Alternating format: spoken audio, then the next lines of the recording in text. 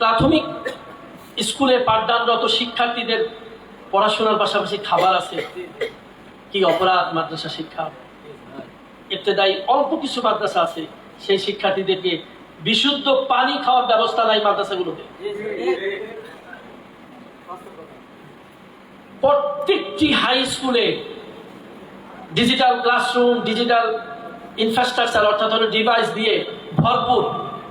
তথাকথিত সেই ফেসি সরকারের রাসেল নামে লুটপাটকারী একটি সংস্থা যে পরিমাণ অর্থ লুটপাট করেছে, কিন্তু আমার মাদ্রাসায় কিছুই নাই, কিছুই নাই। অধ্যক্ষ বসে জলাজীর্ণ একটি রুমের মধ্যে, কোনো বরাদ্দ নাই, ইন্টারনেট নাই, ওয়াইফাই ফ্যাসিলিটিস পাচ্ছে না আমাদের শিক্ষার্থীরা।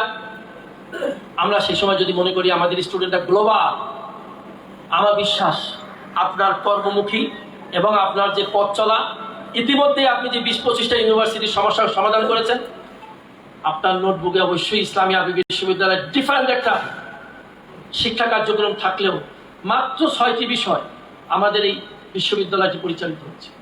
আমরা চাই যোগ্য আলেম তৈরি হোক, সেই আলেম যেন এমন যোগ্যতা সম্পন্ন হয় যেন সমাজের প্রত্যেকটি স্তরে অবদান রাখতে পারে।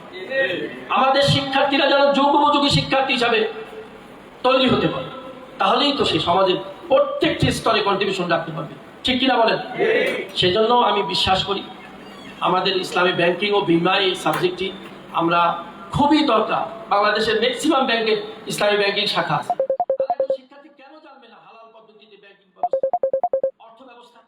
সেজন্য এই সাবজেক্টটি আমরা বিগত সময়ে একাডেমিক কাউন্সিল এবং সিন্ডিকেটের মাধ্যমে অনুমোদন করেছি। এখন ইউজিসির অনুমোদনের অপেক্ষায় আছে।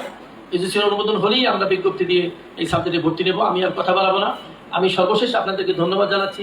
এবং আমরা যে প্রোগ্রামটি দেরি করে শুরু করেছি, প্রধানমন্ত্রী আমাকে বলে দিয়েছে যে দেরি করলাম, আমি যদি 9টায় শুরু করার কথা, সেজন্য আমি আন্তরিকভাবে দুঃখ প্রকাশ করছি। আমরা একটা কাজের মধ্যেই ছিলাম। আপনারা একদম শেষ পর্যন্ত থাকবেন। সকল অধ্যক্ষ আমাদের রাজি আছে তো এই অনুষ্ঠান